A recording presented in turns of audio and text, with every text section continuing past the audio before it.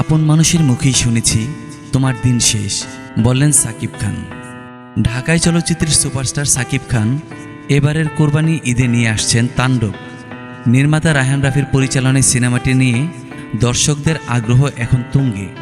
ঈদুল ফিতরে বরবাদ দিয়ে box office কাঁপিয়ে দেওয়ার পর এবার ঈদুল আজহায় সাকিব খানের নতুন এই সিনেমা ঘিরে তৈরি হয়েছে নতুন উত্তেজনা।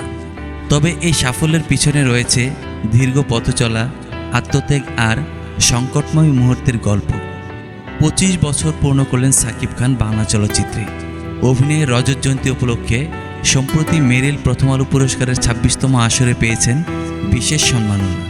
এই বিশেষ মুহূর্তে সাকিব খান মঞ্চে উঠে ভাগ করে নেন নিজের জীবনের এক কঠিন অধ্যায়ের কথা। সাকিব খান বলেন, কিছুদিন আগে যখন আমেরিকা থেকে ফিরেছি তখন নিজের কাছের মানুষের মুখেই শুনেছি তোমার দিন শেষ সাকিব। ভেঙে পড়েছিলাম, হতাশ হয়ে ভাবতাম সত্যিই বুঝি আর কিছু হবে না আমার দ্বারা। সেই আপন মুখগুলোকেই এক সময় অন্যরকম দেখেছি, কষ্ট পেয়েছি, অবাক হয়েছি। কিন্তু এখানেই থেমে যাননি তিনি। বললেন, ভাবলাম একটা শেষ চেষ্টা তো করাই যায়। এতগুলো বছর যারা ভালোবেসেছে তাদের জন্য একটা শেষ চেষ্টা করি, না পারলে নিজেই সরে যাব। শূন্য হাতে এসেছিলাম, আজ যা পেয়েছি তা অনেক। সাকিবের এই আত্মপ্রত্যয়ের গল্প এখন উদ্দীপনার প্রতীক হয়ে উঠেছে। আসন্ন ঈদে মুক্তি পেতে যাচ্ছে তার বহুল প্রতীক্ষিত সিনেমা তাণ্ডব।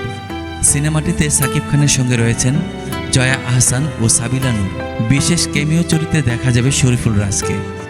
মাত্র 40 সেকেন্ডের উপস্থিতি হলেও সেই ঝলকে চমকে দিয়েছেন রাজ। ইতিমধ্যেই প্রকাশিত ট্রেলারে সাড়া ফেলেছে তাণ্ডব, যা সিনেমার জন্য আরও উত্তাপ ছাড়িয়েছে। তাণ্ডব শুধু একটি সিনেমা নয়, এটি সাকিব খানের প্রত্যাবর্তনের প্রতীক। নিজের ওপর আস্থা হারিয়ে আবার উঠে দাঁড়ানোর এক অনন্য উদাহরণ। এবারের ঈদে প্রেক্ষাগৃহে শুরু হতে যাচ্ছে সেই আত্মবিশ্বাসী তাণ্ডব।